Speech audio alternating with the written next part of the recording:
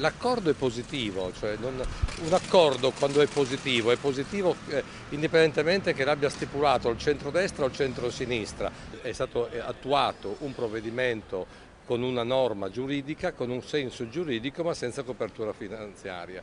Successivamente con l'apporto del centrodestra siamo riusciti a dargli una copertura finanziaria di 30 milioni di euro. Sappiamo che tutta la partita della compartecipazione vale dai 200 milioni ai quasi 400 milioni perché i dati, le quantificazioni esatte nessuno le ha ancora fatte. Posso assicurare come Presidente della Commissione paritetica fra Stato e Regione che sarà aperto un tavolo per negoziare i restanti milioni di euro per arrivare almeno ai 200 milioni di euro e a fronte dei quali ovviamente questa Regione dovrà attuare nuove funzioni, nuovi compiti perché ovviamente esiste il senso di solidarietà tra la Regione e lo Stato. Questa Regione non intende fare nessuno sconto allo Stato, si tratta di comprendere, se la sinistra vuole comprenderlo, l'attuale contesto economico e sociale rispetto a quando quell'accordo è stato siglato. Cos'è cambiato? Quello che tutti gli italiani hanno compreso, una crisi economica e finanziaria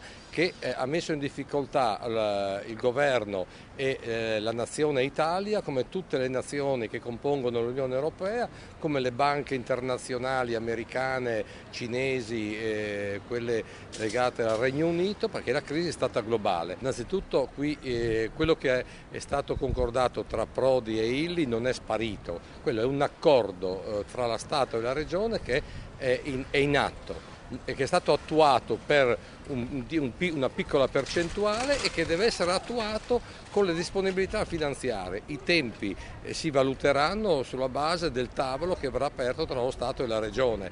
È del tutto evidente che verranno fatti dei finanziamenti a scala per arrivare all'importo finale.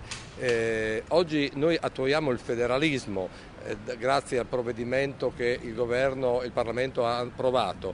Il federalismo prevede il principio di sussidiarietà tra lo Stato e le Regioni e quindi questo principio va rispettato assieme alla nostra specialità, quindi nessun golpe nei confronti di questo accordo tra Prodi e Illy, cioè la sinistra stia tranquilla, stiano tutti sereni che il centrodestra porterà avanti il principio della compartecipazione perché è nell'interesse della Regione.